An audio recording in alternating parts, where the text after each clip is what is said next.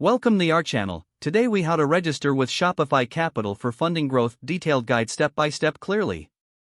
To register with Shopify Capital for funding growth, start by logging into your Shopify account.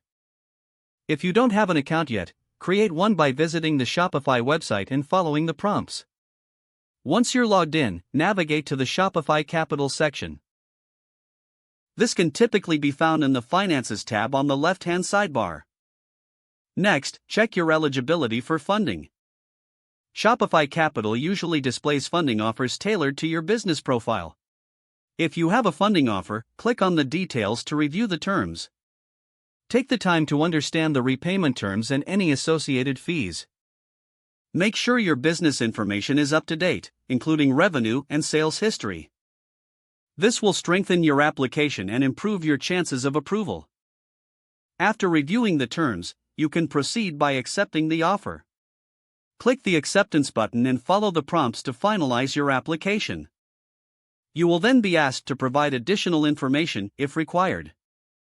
This may include bank account information for fund disbursement.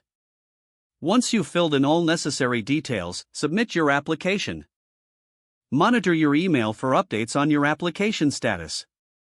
If approved, funds will be deposited directly into your bank account. Take note of the repayment schedule, as this will outline when payments are due. Keep track of your sales, as repayment amounts can fluctuate based on your revenue.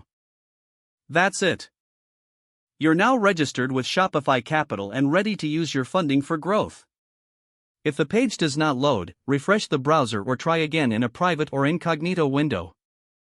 Make sure you are using the correct email address, then retype it carefully to avoid small typos.